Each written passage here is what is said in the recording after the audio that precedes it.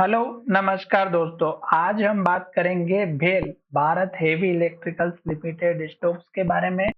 और इस स्टॉक्स में हमने आपसे कहा था कि जब तक स्टॉक्स हमारा रेड कैंडल बनाएगा, लो बनाएगा और लो के पास क्लोज होगा, तब तक हमें इस स्टॉक्स में एंट्री नहीं लेना है। आज भी स्टॉक्स ने ओपनिंग जहां से की, वहां स्टॉक्स का सपोर्ट वाला एरिया था इस कैंडल का लो, और यहीं से स्टॉक्स ने सपोर्ट लेकर के ऊपर की तरफ गया और हाई के पास क्लोज हुआ। और स्टॉक्स का जो नेक्स्ट जो मैंने आपको टारगेट बताया था, वो कहा था हमने कि यहाँ पर इस कैंडल का हाई, ये आपका पहला टारगेट रहेगा। और अगर स्टॉक इस टारगेट को हिट करता है तो नेक्स्ट टारगेट आपको इस कैंडल के हाई तक का मिलेगा, जो 318 का है। और ये टारगेट है हमारा यहाँ पर इस कैंडल का 310 का हाई लेवल।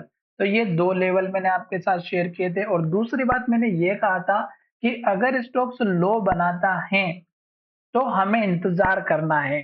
आज स्टॉक्स ने लो जरूर बनाया है, पर कैंडल हमें ग्रीन मिली है और स्टॉक्स अभी हमारे इसी सपोर्ट के पास में सपोर्ट लेके खड़ा हुआ है।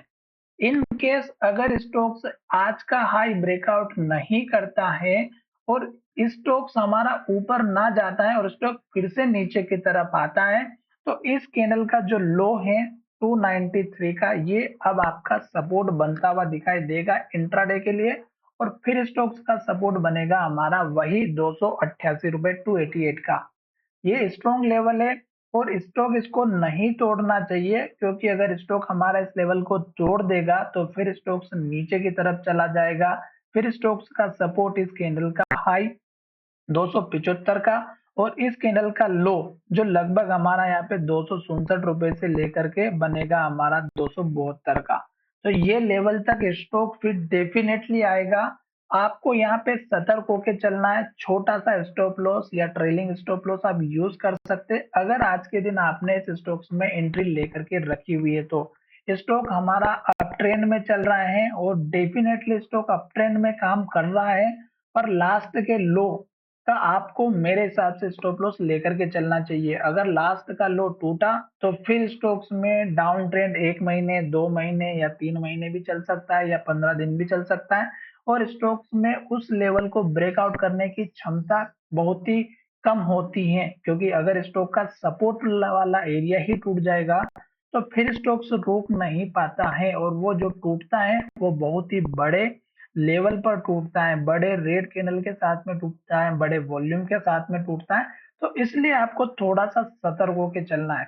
रेड कैंडल में कभी भी एंट्री नहीं लेना है। जैसे कि यहाँ पे एक के बाद एक रेड बनी, लो बना और लो के पास क्लोज हुआ, जब तक स्टॉक हाई बनाता है, ग्रीन कैंडल बनाता है, हमें इंतजार करना है। जैसे यहाँ पे ग्रीन कैंडल बनी, यहाँ पे पॉजिटिव कैंडल हमारी हैमर थी और यहाँ पे आपको एंट्री लेना बनती थी। उसके पीछे का रीजन एक तो पुराना वाला हाई लेवल, स्टॉक में पॉजिटिव कैंडल, और स्टॉक ने इसी कैंडल के लो का स्टॉप लॉस लेकर के एक दो पॉइंट नीचे का आप इस स्टॉक्स में एंट्री ले सकते हैं। नेक्स्ट ट्रेडिंग सेशन में देखिएगा, हाई बना, फिर ग्रीन कैंडल बनी, फिर हाई बना, फिर ग्रीन कैंडल बनी, फिर हाई बना, और स्टॉक का पुराना हाई का टारगेट रखना था। सिंपल सा, कुछ दिमाग लगाना नहीं था, कुछ भी नहीं करना था। या फिर आप देखेंगे जब तक ग्रीन कैंडल बनेगी हमें बैठे रहना है बस।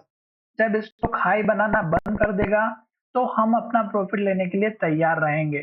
तो इस तरह से आपको ग्रीन कैंडल भी देखना है तो बहुत ही अच्छी बात है, कोई दिमाग ही नहीं लगाना है।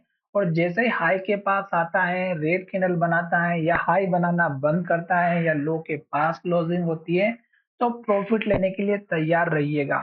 आशा करता हूँ कि वीडियो अच्छा लगा होगा, और अगर वीडियो अच्छा लगा है तो डेफिनेटली आप हमारे इस वीडियो को अपने दोस्तों के साथ शेयर करिएगा और उनको भी मौका दीजिएगा कि मार्केट में सपोर्ट और टारगेट कितने इंपॉर्टेंट होते हैं और किस तरह से एंट्री और एग्जिट प्लान करना चाहिए।